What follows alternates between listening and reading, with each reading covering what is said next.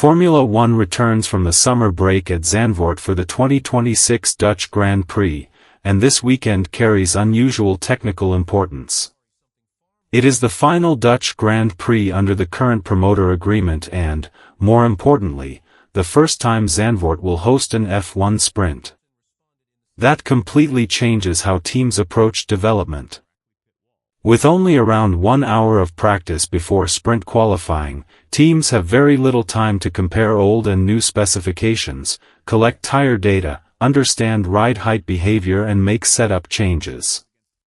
Any team introducing experimental components therefore faces a major risk, because the first meaningful running will have to provide both performance and validation data. Across the grid, teams are following two very different development strategies.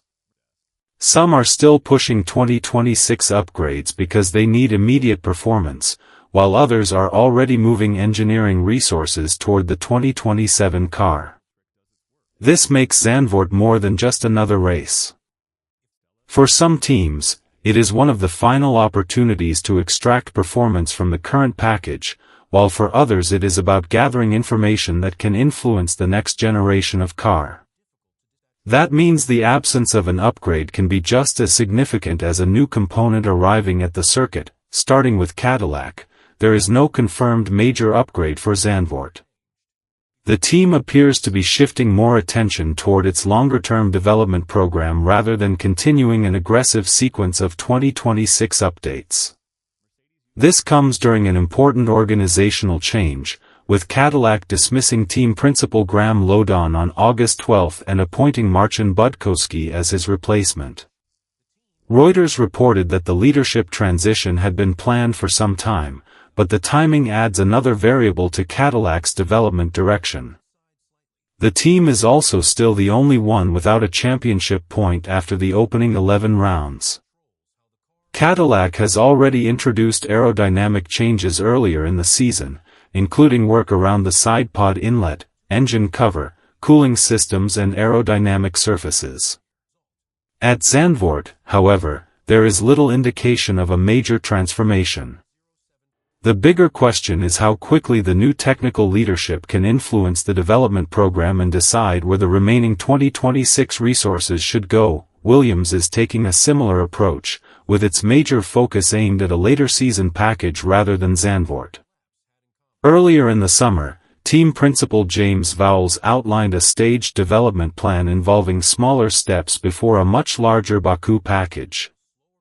That future specification has been described as a B-spec car featuring a new chassis and accompanying components. Williams is also working to reduce the weight of the FW48 after beginning the season overweight. Although there have been reports of weight-related work around Zandvoort, the main target remains the larger Baku package.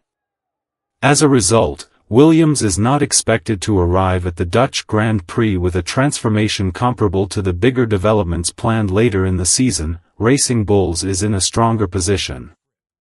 The team has developed rapidly during 2026 and currently leads the midfield. Earlier upgrades included substantial floor and rear corner work, while its Spa-Francorchamps package featured changes to the engine cover, roll hoop, front corner and rear wing. There is no confirmed major new Zandvoort package in the available information, with development attention expected to shift toward later races, including Baku.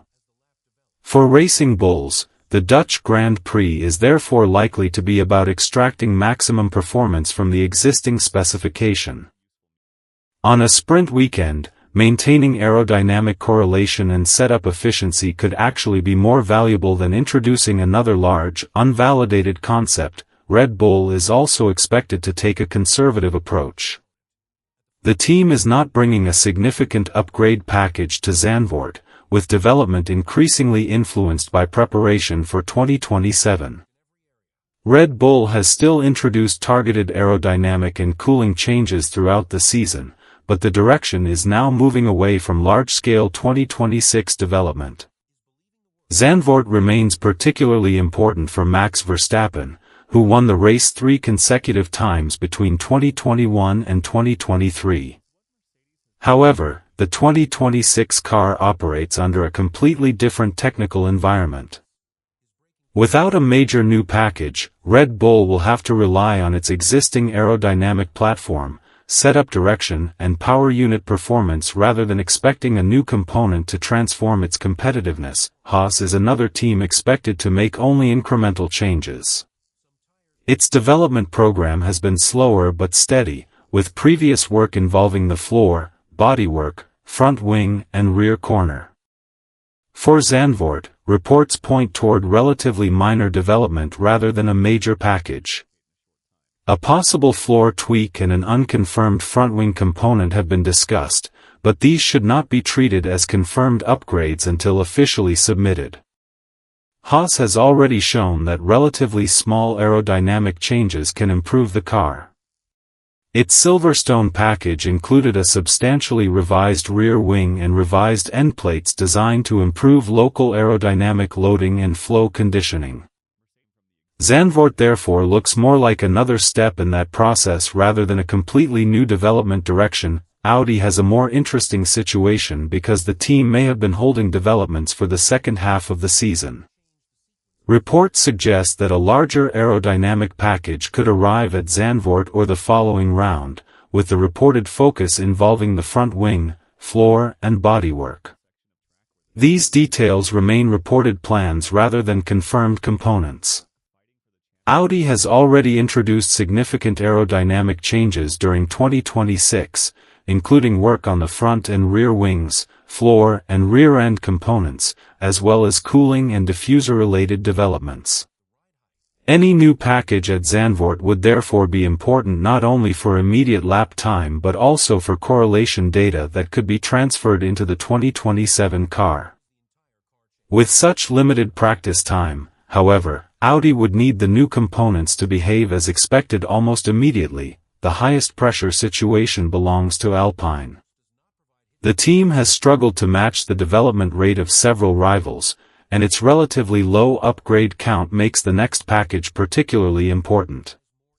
Reports indicate that Alpine's Zandvoort work could involve the side pods, engine cover, halo area components and floorplate additions.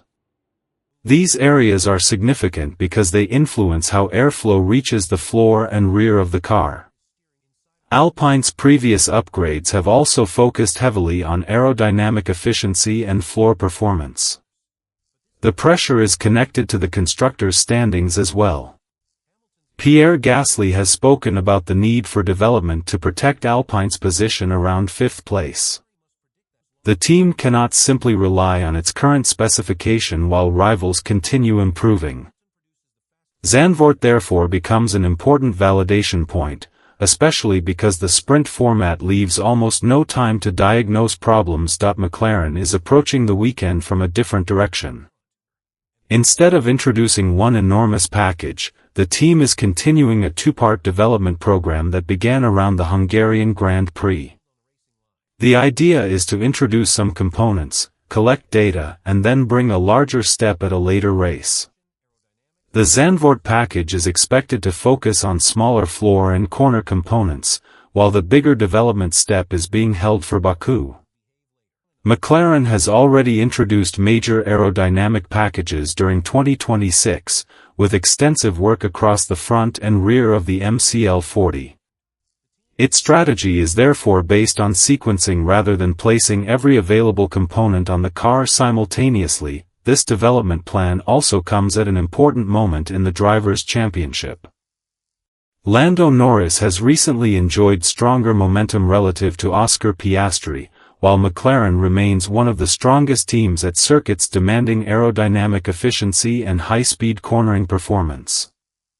Zandvoort places significant demands on those characteristics, so even smaller floor or corner components could provide valuable performance and, perhaps more importantly, useful information for the larger Baku package. Mercedes has perhaps the most complicated upgrade schedule among the front-running teams.